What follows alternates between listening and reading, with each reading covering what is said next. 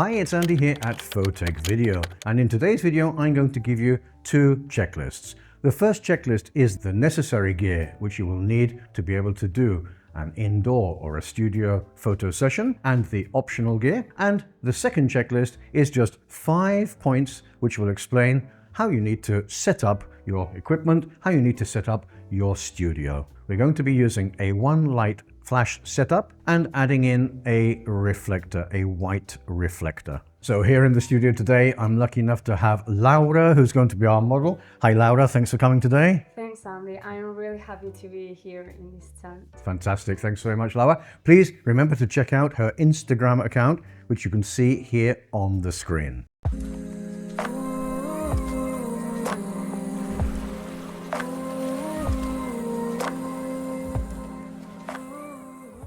Okay, so let's have a look first then at the checklist of the gear, the necessary gear that you really need to be able to do an indoor photo shoot. And believe me, the necessary gear is not a lot at all. The first thing you're going to need, and this is obvious, is of course a camera.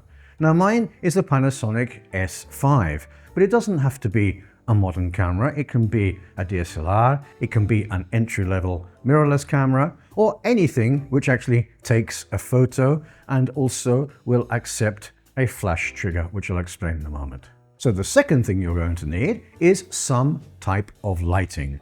Now, you can either go for flashes or you can go for continuous LED lighting or other type of continuous lighting. Remember, you need to make sure that your white balance is set correctly depending on the type of continuous lighting or flash lighting which you are using. So the third thing we're going to need if we decide to go for flash is going to be a flash trigger. And the flash trigger does not necessarily have to be the latest and greatest modern flash trigger. The same as the flash does not need to be the latest flash. This is a 150 watt Blazio, which I think is now branded as Godox, which I've had for many years. This is the wireless adapter which you plug in. And here we have the flash trigger, which you put on the hot shoe of your camera. So it doesn't need to be an expensive setup. I'm actually using a Neewer Q3 flash. These were obviously a bit more expensive, but not as expensive as other brands. And I'm also using the Neewer Pro flash trigger. So it doesn't need to be an expensive flash and an expensive trigger system, as long as when you press the button on the camera, the trigger fires the flash. So those really are the three important pieces of gear which you're going to need to be able to do your indoor session. Everything else really is extra.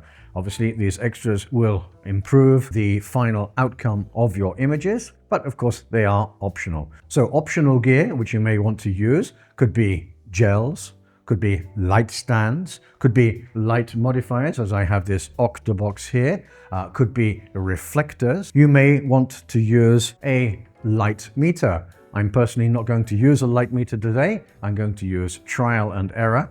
Since the advent of digital photography, I find it a lot easier just to trial and error until I get the look that I want, and then that's my setting. So that basically covers all the gear that you do need and all the gear that you may want to use as well. Now let's look at my checklist of the 5 important steps in a studio setup. And at the moment you can see that things are set up for this video. But when I do a session, I like to have everything cleared away and to start building things up, okay? So the first thing which we need to do is take total control over our light. And to make sure that point number 1 on my checklist is initially right, I usually add in also point number 2 on the checklist, which is to position my subject. So I'm going to ask Paula to take a seat here on this chair here.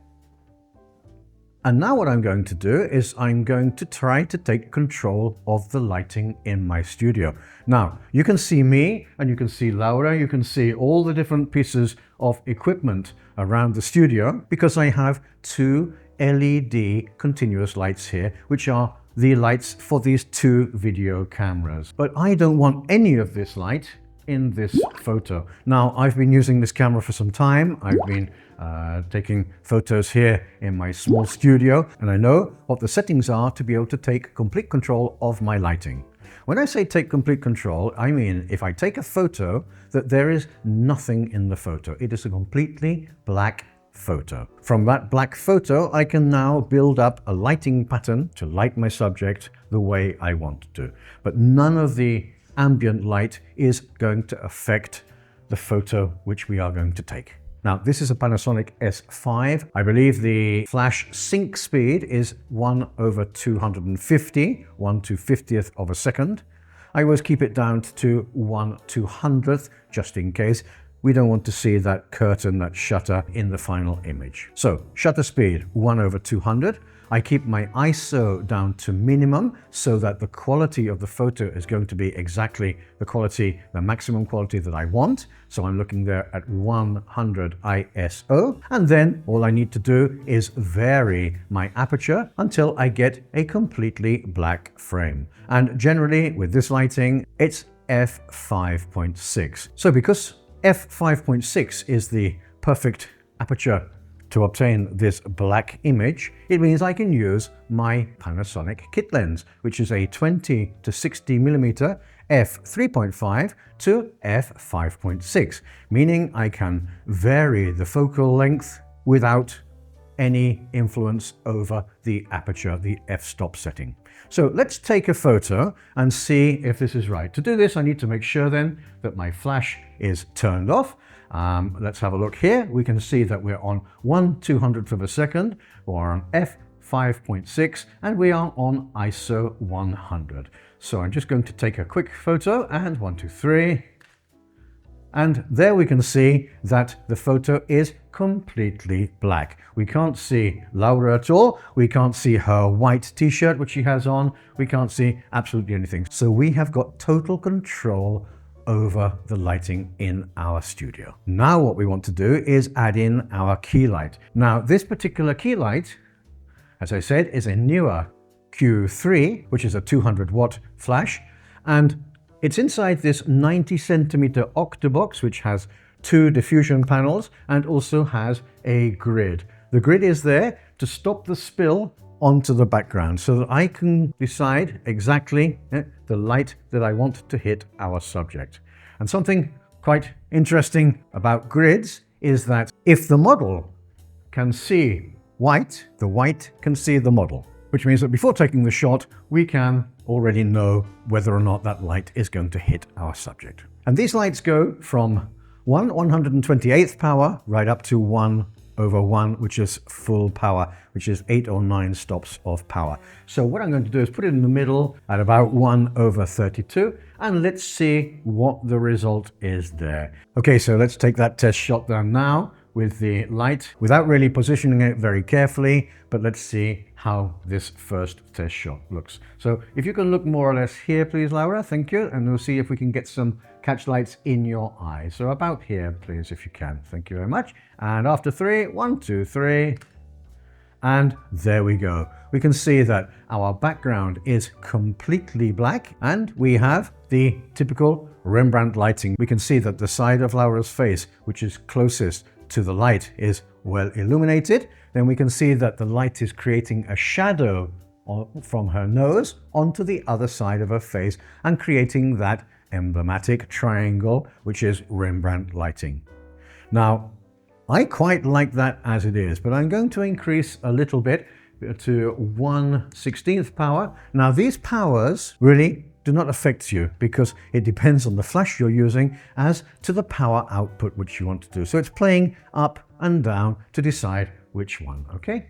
So let's turn this up to 1/16th and make it a little bit stronger. This is in fact doubling the amount of light from the previous one. We were at 1/32 and now we're at 1/16. So we have doubled the amount of light. So are we ready? If we can look here again, please. And we're going to look especially at the catch lights in Laura's eyes to see how this is looking. The 3, 1, 2, 3, and okay, so let's have a look now at that one. And yes, that is looking very, very nice. What do you think, Laura?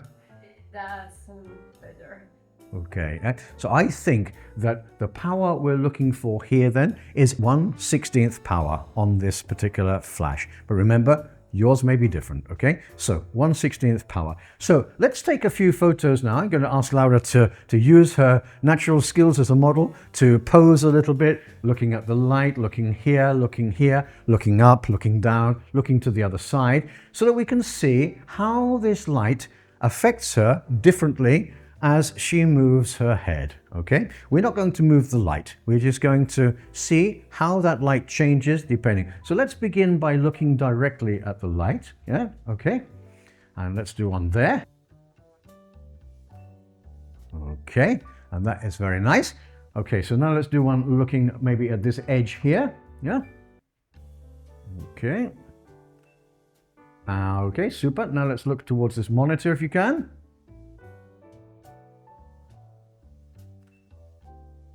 Okay, now directly onto me.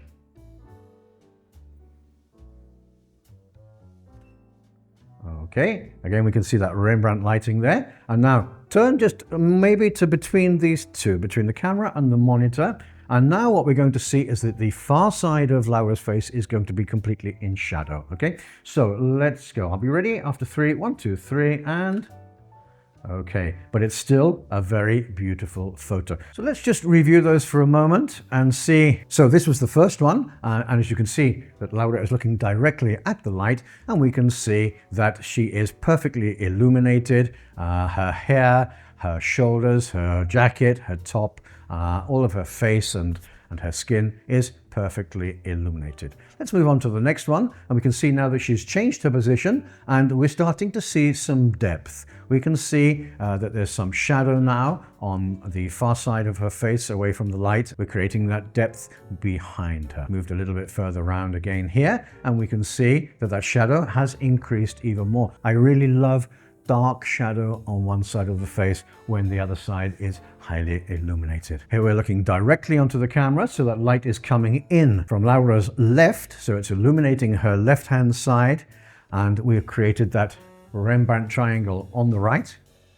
And now we're looking in the opposite direction, where we're only illuminating the side of the face which is facing the light. The other side is almost, well, is in complete darkness. Some of her skin and chest are illuminated on her hand, but the rest is not illuminated. So there we can see how just by changing the position of the subject, the light can create different effects. So the same as you can change the subject position, you can also change the light position.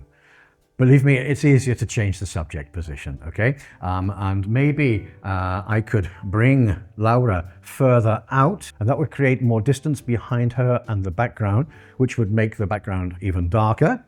Or I could move her closer, and that would then create a lighter background, because having Laura correctly exposed next to a wall would mean that the wall is also almost correctly exposed. That's basically the principle. So I love these photos, and if I go, for example, to this one, I can see that I really like these two photos. They are very, very nice. But I'm missing something. I would like to see a bit more separation between Laura and the background, okay? So what I'm going to do is continue with the one light setup in exactly the same place, but this time I'm going to put in a reflector. So I'm going to go across and take this reflector, which is going to be a white one. I set this up before the shoot, and I'm going to put it about here, and I'm going to put it up as high as I possibly can. Okay. And I'm just going to check to make sure that the light coming from the key light is going to hit correctly on the reflector. So let's just move that a little bit more like that. Okay. And hopefully what this is going to do is to just fill in some of the shadows on this side of Laura's face, okay? So you can see, you may see the reflector and you may see the softbox in the in-camera photo, but obviously at the end of the session, I will process the images and I will obviously crop out things which shouldn't be there. So let's give it a try first to see whether or not we're going to get some fill. So I'm going to go back to this photo in a moment. once we've completed it to see if we are getting any bounce back of light. So are we ready, Laura? So let's try to copy more or less this photo here. If you can be looking more or less in that position so the light on you is the same. And let's see if the key light gives a nice rebound light onto Laura's shoulder and hair. So are we ready, Laura? After 3, 1, 2, 3, and... Okay, so let's have a look at that now. Let's go back to the other one. Okay, so this is without the bounce. This is with the bounce, and I think we can definitely see a difference now. You see that her shoulder, the outline of her jacket and her hair in the first one, in this photo, the original photo, are not separated. But then if we look at the one with the reflector, we can see that there is a definite line around the hair, and we can see that her hair is also lit from the back. So let's give it another try then, and let's try those same positions. Yeah? Are we ready? Yeah? Yeah. Okay, so 1, 2, 3, and... Okay, that's great, yeah? And looking towards here. Okay. After 3, 1, 2, 3, and... Okay, moving a little bit more towards me, to the front. And we can see that we're starting to create that triangle again, but this time we're getting the outline, the illumination on the outside of her jacket and hair. Okay, let's look a little bit down here and looking down a little bit if you can. And let's see now if this reflector is actually going to fill in some of her cheek, because remember, before it was in shadow. Now it's going to be, hopefully, just a little bit less in shadow. 1, 2, 3, and there we can see that yes, it has filled in a little bit. Before it was completely black, and now we can see that there is some fill on that side. You see, so I think the best positions are going to be straight onto camera, and anywhere going around in the opposite direction, okay? So when you're ready, Paolo, we're going to take 5, 6, 7, 8 photos, and then we're going to swap the lighting around.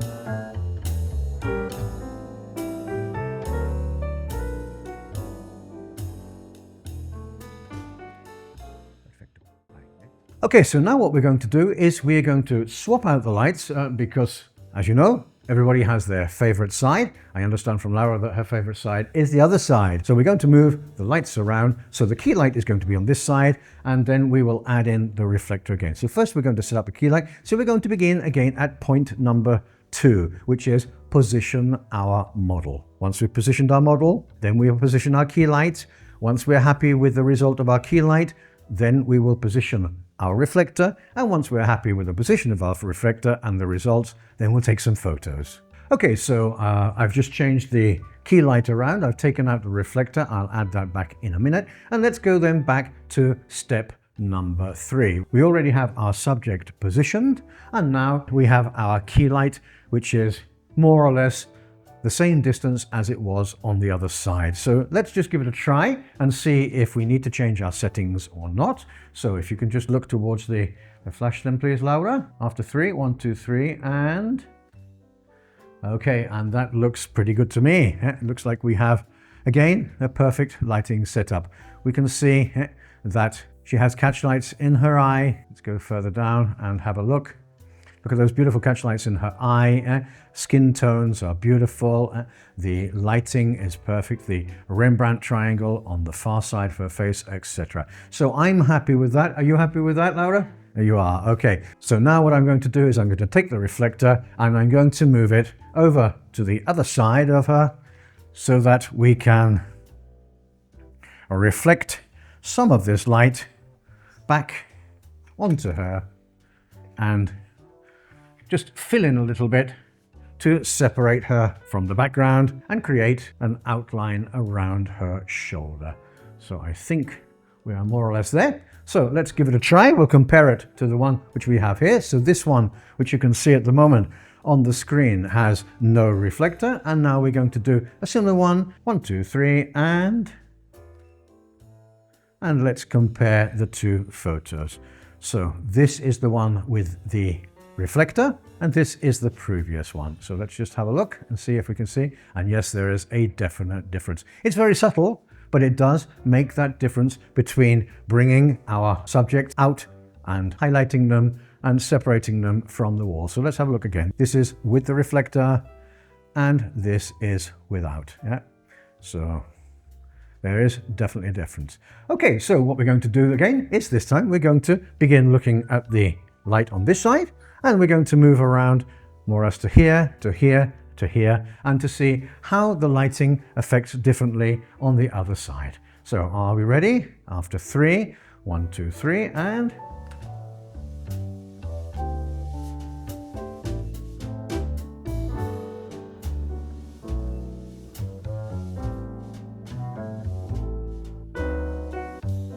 okay, let's move around a bit.